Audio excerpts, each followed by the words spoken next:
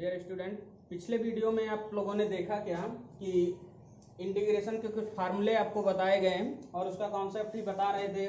Battery backup थोड़ा down होने की वजह से डिलीट हो गया होगा। तो अगले वीडियो इस वीडियो में आप देख रहे हैं कि इसका कॉन्सेप्ट जो है पहले क्लियर किया जाए, उसके आगे फिर एक्सरसाइज स्टार्ट करेंगे। तो आप ये समझ चुके हैं कि समाकलन किसे कहते हैं और समाकलन का कुछ बेसिक फार्मूला भी आप समझ चुके हैं, और सबसे मेन रूल जो उसका होता है वो फार्मूले का, वो फार्मूला आपको बताया जा चुका है। वो फार्मूला कौन सा था? x to the power n का इंटीग्रेशन जो होता है x to the power n plus 1 upon n plus 1 होता है, प्लस c। हम इसी की चर्चा कर रहे थे कि c क्यों जुड़ता है, तो उसी को हम समझते हैं पहले। तो जैसे हमने अभी आपको डिफरेंशिएशन बताया था कि 2x प्लस 3 का अगर हम डिफरेंशिएशन करते हैं, इसका डिफरेंशिएशन किया जाए तो डिफरेंशिएशन कुछ आएगा क्या, d dx ऑफ y और 2 इंटू एक्स का 1 प्लस 3 का 0 हो जाएगा, क्योंकि ये कांस्टेंट है। कांस्टेंट का डिफरेंशिएशन 0 होता है, x का 1 होता है। कैसे होता है ये भी बताया जा चुका है। तो अब आ गया d dx of y equal to 2। आपको ये परिभाषा में बताया गया है कि अवकलन का व्युत्क्रम ही समाकलन कहलाता है, और अवकलन का व्युत्क्रम क्रिया ही समाकलन है। तो अब अगर हम इस राशि को, और दूसरे डेफिनेशन में आपको बताए थे कि परिवर्तन दर या परिवर्तित राशि को पुनः प्राप्त करने के लिए हम समाकलन करते हैं। अब देखते हैं कि समाकलन करके क्या मैं वापस इसको पा सकता हूं जो हमारा राशि था। आइए देखते हैं, इसी का इंटीग्रेशन कर लें। तो इंटीग्रेशन होगा तो d d x of y, और ये जानते हैं कि ये सिंबल जो है ये और ये मिल करके ही समाकलन बनते हैं। तो इक्वल टू इंटीग्रेशन ऑफ 2, क्योंकि हमारे पास मौजूदा स्थिति में इतना ही है। अब इसी से हम इसको वापस कैसे लाते हैं ये चीज जानेंगे। तो इसका जब हम डिफरेंशिएशन किए थे तो इतना आया था इसका डिफरेंशिएशन, अब इसी को हमें वापस लाना है। तो इसका क्या हो जाएगा, क्योंकि यहाँ dx dx कैंसिल, मतलब इसका इंटीग्रेशन जब करेंगे तो y केवल यहाँ पर रहेगा, और 2 का परेशान मत होइए, इसको क्लियर करेंगे कैसे आता है ये। और 2 का इंटीग्रेशन होगा नहीं, जब 2 का नहीं होगा तो इसको हम कुछ इस तरह से लिख सकते हैं, इंटीग्रेशन ऑफ 1, और 1 का इंटीग्रेशन जो होता है वो x होता है। कैसे x होता है ये भी क्लियर कर लीजिए। जैसे इंटीग्रेशन ऑफ 1 यहीं पर क्लियर करते हैं क्वेश्चन में ही। तो y इक्वल टू हो जाएगा 2 integration of x to the power 0 dx। अब देखिए x टू द पावर 0 लिखा गया है, फार्मूला हमारा क्या कह रहा है कि एक पावर इसमें बढ़ जाएगा और उसी से भाग में हो जाएगा। तो ये आ जाएगा कितना, y इक्वल टू 2, और इंटीग्रेशन का सिंबल अब हटेगा क्योंकि अब हम करने जा रहे हैं। तो x to the power 0 plus 1 upon 0 plus 1 plus c। अब आपको कुछ समझ में आ चुका होगा कि क्यों हमने c लिखा है यहाँ पर। तो ये आ जाएगा क्या, 0 प्लस 1, 1 पावर, और एक पावर जानते हैं मैथ में कोई महत्वपूर्ण नहीं है, क्योंकि वो हमेशा लिखें या ना लिखें रहता ही है। तो ये आ जाएगा 2x, और अपान 1 भी हमेशा छुपा रहता है, प्लस c। अब देखिए हमें जो प्राप्त करना था 2x प्लस 3 था हमारा फंक्शन, लेकिन हमें क्या मिला, 2x प्लस c। अब c क्यों लिखा गया, क्योंकि जो अचर राशियां होती हैं उसका डिफरेंशिएशन करने के पश्चात वो शून्य का रूप ले लेती हैं, जिसे हम पुनः प्राप्त नहीं कर पाते हैं। और जब पुनः नहीं प्राप्त कर पाते हैं तो इसी वजह से यहाँ पर हम कांस्टेंट को रखते हैं कि जो भी अचर राशियां रही होंगी उन सभी का स्थान कौन लेगा, c फॉर कांस्टेंट। क्लियर है ना। अब देखते हैं आगे, एक्सरसाइज पर चलते हैं, कुछ महत्वपूर्ण क्वेश्चन को देखते हैं, और इसका कितना रोल है वो चीज आपको भूलना नहीं है। आपको ये हमेशा याद रखना है कि इंटीग्रेशन हमारा 22 नंबर का है, जिसमें हमें 2 पार्ट मूल रूप से पढ़ने होंगे। एक तो आपका हो जाएगा इंटीग्रेशन, और दूसरा जो होगा वो एप्लीकेशन ऑफ इंटीग्रेशन होगा। ठीक है, इसके 2 पार्ट होते हैं। इसके 2 पार्ट क्या होते हैं, इसको क्लियर कर देते हैं आपको क्या, आपको 22 मार्क में क्या मिलेगा। देखिए 22 नंबर का है ये मूल रूप से दो भागों में बांटा गया है। इसका पहला पार्ट होगा समाकलन और दूसरा होगा समाकलन का अनुप्रयोग। पहला पार्ट हो गया समाकलन, दूसरा अनुप्रयोग। ये भी 11 नंबर का आएगा और यह भी 11 नंबर का होता है। इसके जो दो पार्ट होते हैं, इसमें एक पार्ट आपका होता है डेफिनेट इंटीग्रेशन यानी कि निश्चित समाकलन, और एक अनिश्चित समाकलन, और एक होता है निश्चित समाकलन। निश्चित और अनिश्चित समाकलन। इसमें जो है अनिश्चित समाकलन ज्यादा से ज्यादा 4 नंबर का आता है और ये कम से कम 8 से 10 नंबर का होता है। अब कुछ लोग ये सोच रहे होंगे कि 11 ही नंबर है तो 14 कैसे बन जाएगा। आप जानते हैं पेपर आपका 100 का होता है, लेकिन टोटल उसमें 128 मार्क्स के क्वेश्चन होते हैं, मतलब 128 नंबर के क्वेश्चन पूछे जाते हैं। तो ये 28 कहाँ से आता है? ये जो आपको ऑप्शन दिया जाता है कि 5 में से 4 करिए और 4 में से 3 या 2 में से 1 करिए, वही क्वेश्चंस होते हैं। तो निश्चित समाकलन जो होता है वो सबसे ज्यादा मार्क का होता है, और यह जो है ये अकेले 11 नंबर का आता है। तो पहले हम इस 4 नंबर को क्लियर करेंगे, फिर 8 नंबर वाले पार्ट को, फिर 11 नंबर वाले पार्ट को क्लियर करेंगे, क्योंकि बिना इसके हम यह नहीं समझ सकते और बिना इसके हम यह पार्ट नहीं समझ सकते हैं। तो अब डेली आपको ऐसे ही कंटेंट बताए जाएंगे, इसलिए चैनल को सब्सक्राइब कर लीजिएगा। साधना क्लासेज को सब्सक्राइब करके और घंटी का बटन दबा देंगे तो आपको नोटिफिकेशन मिलता रहेगा वीडियो का। तो देखते हैं अब इंटीग्रेशन का पहला एक्सरसाइज नंबर 1। ये आपके उसमें बुक में 6 चैप्टर के नाम से होगा, क्योंकि फर्स्ट पेपर में ही आपको 5 चैप्टर पढ़ाया जा चुका है। अब एक्सरसाइज में आते हैं तो कुछ आपको क्वेश्चन बताया जाएगा, जो कि पहली एक्सरसाइज में बहुत बेसिक क्वेश्चन होंगे। अब ये एक्सरसाइज जो हम पढ़ाने जा रहे हैं ये हम अपने हिसाब से बता रहे हैं। आपको एक बेस मिल जाएगा, आप उसी के आधार पर अपने एनसीईआरटी का करेंगे और जो भी समस्या होगी उस क्वेश्चन को कमेंट बॉक्स में लिखिएगा, उसको हम क्लियर कर देंगे। तो 6.1 में जैसे आपको एक इंटीग्रेशन दिया जाए x⁵ का इंटीग्रेशन क्या होगा, या सीधे आपसे ऐसे क्वेश्चन पूछता है 1 नंबर में कि x⁵ का समाकलन ज्ञात कीजिए।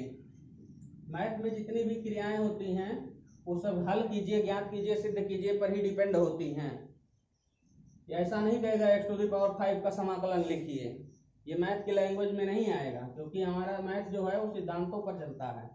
तो अब x⁵ का इंटीग्रेशन जानने के लिए हमें क्या करना होगा? सबसे पहले हमें यह फार्मूला जानना चाहिए कि xn का क्या होता था, xn+1 अपान n+1, ये इंटीग्रेशन होता है xn का।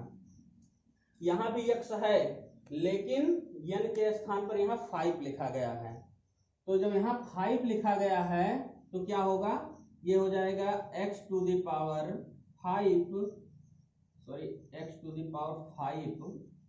+1 अपान 5+1 प्लस c क्यों जुड़ा?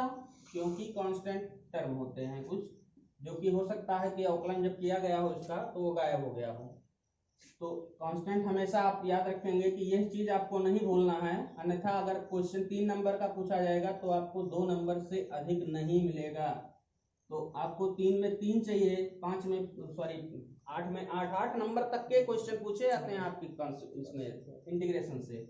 अब देखिए ये जो है कैसे हुआ, क्योंकि यहाँ पर फार्मूला हमारा कहता है कि n+1 अपान n+1 होता है। तो ठीक उसी प्रकार से n के स्थान पर 5 था तो 5+1 अपान 5+1 हो गया। अब x⁵ मतलब x⁵, 5+1 में 6 + c, यही आपका आंसर होगा। 1 नंबर आपका क्लियर हो गया, ठीक है ना। कुछ और क्वेश्चन देखते हैं। इतना सिंपल क्वेश्चन कम चांसेस रहते हैं पूछने का, जो भी पूछेगा वो थोड़ा जानते हैं कि आप 12th में पहुंच चुके हैं, तो उसका स्टैंडर्ड ध्यान में रखते हुए क्वेश्चन पूछा जाता है। जैसे कि आपको क्वेश्चन दिया जाएगा x⁴ ये जब एनसीईआरटी का पैटर्न नहीं चल रहा था तो शायद 2016 या 15 का क्वेश्चन है, ये 1 नंबर में आया हुआ क्वेश्चन है। तो इसमें जो है इंटीग्रेशन करने से पहले अब हमारे पास कोई ऐसा भी फार्मूला है क्या कि x पर पावर हो और इसका इंटीग्रेशन बताया जाए? है तो नहीं, लेकिन हम बना सकते हैं, क्योंकि मैथ है, इसका कोई भी सिद्धांत हम डेवलप खुद कर सकते हैं, कोई भी नया फार्मूला हम खुद क्रिएट कर सकते हैं। इसका फार्मूला अगर हमें क्रिएट करना हो, कोई आपसे पूछ ले या आप ही किसी से पूछें कि इसका इंटीग्रेशन क्या होगा, तो कुछ लोग तो सीधे कहेंगे कि इसका कोई फार्मूला नहीं होता है, लेकिन ऐसा नहीं है। मैथ में जितनी भी समीकरणाएं होती हैं या जितने भी सिद्धांत होते हैं, उन सब के अलावा अनंत ऐसे सिद्धांत हैं जिनके बारे में हम चर्चा नहीं करते, लेकिन अप्रत्यक्ष रूप से उनका हम प्रयोग करते रहते हैं। देखिए, इसका हमें जैसे करना हुआ तो ये x⁻n हो जाएगा। ये चीज आप 9th में पढ़ चुके हैं कि कैसे ये पावर माइनस में जाता है। ये भी एक फार्मूला ही है, जैसे 1/a⁴n इंटीग्रेशन नहीं तो a⁻n लिखते हैं हम इसको। लॉगरिथम जब चैप्टर था, मनोहर रे की बुक चल रही थी पहले, तो उसमें यह था। अब तो लॉगरिथम रह नहीं गया, तो इसलिए आप लोगों को शायद इस फार्मूले में कंफ्यूजन दिख रहा हो, लेकिन अब क्लियर होना चाहिए कि यह फार्मूला हमारा होता है। तो ये x⁻n हो गया। और आप जानते हैं कि समाकलन कहता है कि एक पावर हम आपको हमेशा देंगे, मतलब ये हमेशा आपकी मदद ही करता है। तो ये क्या बनेगा, -n+1, हमेशा जोड़ देता है एक। अब ये हमारा एक फार्मूला बन गया, ठीक है ना। इसी का उपयोग करके हम लगा सकते हैं दूसरी पहली चीज, डायरेक्ट इससे हम इसको लगा सकते हैं, लेकिन ऐसा नहीं करना चाहिए। जितने कम से कम हम सिद्धांतों का प्रयोग करें उतना ही बेहतर होगा, अन्यथा पूरा इंटीग्रेशन खत्म होते होते इतने सिद्धांत या इतने फार्मूले हो जाएंगे कि आप उसको याद रख पाएं, ऐसा थोड़ा मुश्किल हो जाएगा। तो कम से कम का प्रयोग करेंगे। तो इसका ऊपर ले जाएं अगर हम, तो ये x⁻−2/3 हो जाएगा। अब इसी का प्रयोग करेंगे जो इसके पहले फार्मूला हम लिखे थे x⁻n का, क्या होता था, x⁻n+1/n+1+c। तो ये हो जाएगा x⁻²/-2/3+1/-2/3+1+c। अब इसका क्रॉस गुणा करेंगे, क्योंकि यहाँ डिनोमिनेटर 1 है, आपको दिख तो नहीं रहा है लेकिन है 1। तो 3 का 1 में मल्टीप्लाई, 3 × 1 = 3 और -2, तो ये हो जाएगा x⁻−2 + 3/3। ठीक इसी प्रकार से 3 × 1 = 3 -2, यानी कि -2 + 3/3+c। तो ये हो जाएगा कितना, x⁻, अब ये प्लस में है और ये माइनस में है, विपरीत चिन्ह की वजह से घट जाएगा, तो 1 हो जाएगा बटे 3। यहाँ भी ऐसे हो जाएगा 1/3+c। और आप जानते हैं कि बाहर बाहर का गुणा हो जाता है, तो ये 3 आकर के इसमें गुणा हो जाएगा, तो ये आ जाएगा कितना, 3x⁻1/3+c। यही आपका आंसर होगा। इस टाइप के क्वेश्चन पूछे जा सकते हैं 1 नंबर में। कुछ और देखते हैं, इससे थोड़ा हटके sin cos tan में आते हैं। sin cos tan में आएंगे तो उसका फार्मूला हमें याद होना चाहिए। जैसे sin का इंटीग्रेशन क्या होता है, -cos x, cos का क्या होता है sin x, और sec का क्या होता है, log में होता है, log cos x log sec x + tan x होता है। ऐसे tan x का क्या होता है, ये सारे फार्मूले आप क्लियर कर चुके हैं। देखते हैं इसमें, जैसे आपसे क्वेश्चन दिया जाए x² + 2x + sin x का इंटीग्रेशन ज्ञात कीजिए। ये साइन है, n है, तो x² + 2x + sin x का ही डिफरेंशिएशन हमें करना है। इसमें करेंगे क्या कि x² सभी पार्ट को पहले अलग अलग कर लिया जाए ताकि यह आसान हो जाए। तो x² + integration of 2x plus integration of sine x. अब देखिए एक्स स्क्वायर का कौन सा फार्मूला अप्लाई करेंगे इस पर, x to the power n वाला। तो ये कौन सा है, n x to the power n plus one upon n plus one. ठीक उसी प्रकार से यहाँ हो जाएगा x to the power two plus one upon two plus one. समझ चुके होंगे, एन के स्थान पर क्या था, टू था, तो यहाँ जब टू लिख देंगे तो टू प्लस वन हो जाएगा, ऐसे होगा ना। टू यहाँ वन पावर है तो ये हो जाएगा x to the power one plus one, यहाँ एक पावर ऑलरेडी लिखा हुआ है, upon one plus one, plus sine x का इंटीग्रेशन क्या होता है, वो होता है minus cos x plus c. तो x cube upon three plus two x square upon two, plus minus मिलकर के ये माइनस हो गया, माइनस कॉस एक्स और प्लस सी। अब टू से टू कैंसिल हो गया, आ गया क्या, x cube upon three plus x square minus cos x plus c. यही आंसर है। क्लियर है ना। अगर पसंद आ रहा हो तो वीडियो को लाइक कर दीजिए। कुछ और लेवल बढ़ाते हैं।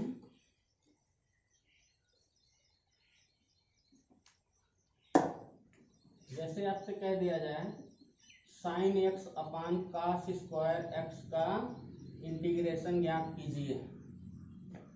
साइन एक्स अपान कास स्क्वायर एक्स, क्या कोई डायरेक्ट फार्मूला ऐसा है आपके इंटीग्रेशन में, अभी तक आप नहीं जानते हैं। चलिए कोई बात नहीं, इसको थोड़ा सरल करते हैं।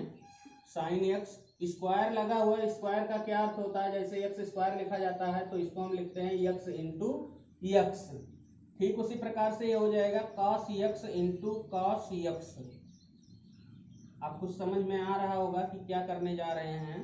इसको हम लिख सकते हैं वन अपान कॉस एक्स, क्योंकि एक का गुणा कहीं भी किया जा सकता है। तो ये हो गया one upon cos x into sine x अपान कॉस एक्स डी एक्स।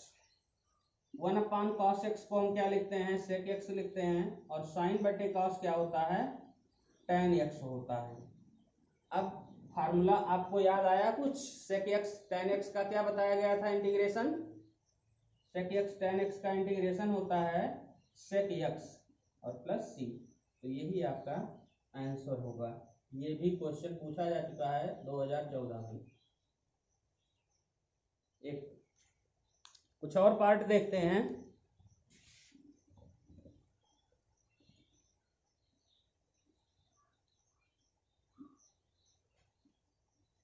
अब देखते हैं जैसे a x square plus two x plus c, sorry c, चलिए ठीक है, सी अपान एक्स क्यूब। अब इसमें देखिए इंटीग्रेशन करना है तो सबसे पहला काम हम क्या करेंगे कि पहले इस हर को, क्योंकि हमारे पास अवकलन में तो फार्मूला था कि अंश हर को हम डायरेक्ट कर सकते थे, लेकिन डिफरेंशिएशन में ऐसा कोई फार्मूला नहीं है। तो सबसे पहला काम हम इसको अलग अलग हर कर देंगे। तो ये हो जाएगा a x square upon x cube plus two x upon x cube plus c upon x cube. अब कुछ लोग ये सोच रहे होंगे मैंने जानबूझकर सी को सम्मिलित किया है ताकि आप ये समझें कि अगर सी कहीं पहले से लिखा हुआ है तो हमारा कांस्टेंट तो होगा ही, लेकिन उसको, उस कांस्टेंट को मत समझ लीजिएगा कि वही वाला कांस्टेंट है जो इंटीग्रेशन के बाद आता था। ये अब हमारा एक ही तरह से एक जनरल कांस्टेंट टर्म माना जाएगा। ठीक है। तो अब इसमें देख रहे हैं कि एक्स स्क्वायर और एक्स क्यूब है, तो दो घात तो इससे कैंसिल हो जाएगा, तो यह आ जाएगा ए अपान एक्स डी एक्स। इसलिए इसको अलग कर रहे हैं ताकि हम आसानी से समाकलन को कर पाएं। अगर कंफ्यूजन दिख रहा होगा तो थोड़ा और क्लियर कर लेते हैं। ए अपान एक्स, यहाँ एक्स से कैंसिल हुआ, two upon x square plus c upon x cube integration हो गया। ठीक है ना। अब इसका इंटीग्रेशन करने के लिए अब अलग अलग करते हैं सभी पदों को। तो ए कांस्टेंट है उसको बाहर कर लीजिए, वन अपान एक्स का इंटीग्रेशन करेंगे हम। यहाँ टू कांस्टेंट है उसको बाहर कर लेंगे, बचेगा क्या, one upon x square, integration इसका भी हो जाएगा। फिर यहाँ सी कांस्टेंट है इसको बाहर कर लेंगे, इंटीग्रेशन करेंगे वन अपान एक्स क्यूब का। अब देखिए 1/x का तो हम जानते हैं सूत्र, आप भी थोड़ा ध्यान दे रहे होंगे अगर, तो अवकलन के व्युत्क्रम को ही समाकलन कहते हैं। तो ये चीज क्लियर हो रहा होगा कि इसका क्या होगा। ये पावर 2 है, इसको ऊपर ले जाएंगे तो माइनस में बन जाएगा पावर, प्लस यहाँ भी ऐसे कुछ माइनस में हो जाएगा x माइनस 3 पावर। अब देखिए इसका समाकलन 1/x जो होता है अवकलन में क्या होता है, log x का अवकलन क्या होता है, आप कहेंगे कि 1/x होता है, तो 1/x का समाकलन क्या होगा, log x हो जाएगा।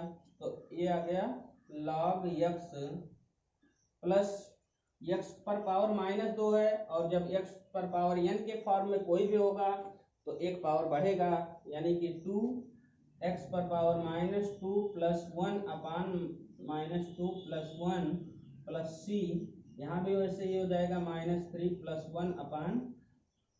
1/-3 प्लस 1। अब अचर राशि हम क्या जोड़े, जब इसमें c पहले से सम्मिलित है और आप ये देख रहे हैं कि ये स्मॉल लेटर का c है, तो अब हम क्या करेंगे, इसमें या तो कैपिटल लेटर का c लिखेंगे, या फिर c पहले से लिखा है तो यहाँ हम उसको अलग दिखाने के लिए c डैश लिख सकते हैं।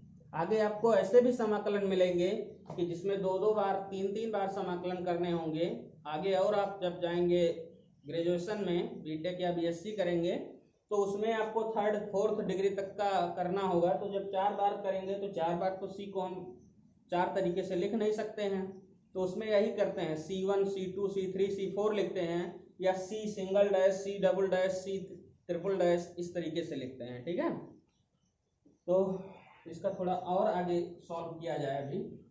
तो ये आ गया a log x प्लस, अब यहाँ देखिए -2 प्लस 1, तो ये -1 होगा, -1 और 2 मिल करके क्या बनेंगे -2। जैसे यहाँ लिखा जाए 2/-1, तो क्या इसको हम -2 नहीं लिख सकते हैं, और x पर पावर -2 प्लस 1 यानी कि x पर पावर -1, और प्लस c x पर पावर -2, क्योंकि -3 और +1 -2 हो जाएगा, (-2 प्लस c।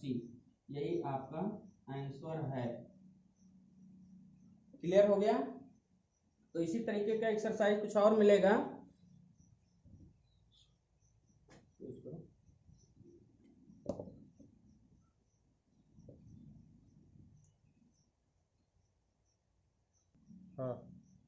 देखिए अगला एग्जांपल देखिए, इंटीग्रेशन 1 - x² √x dx।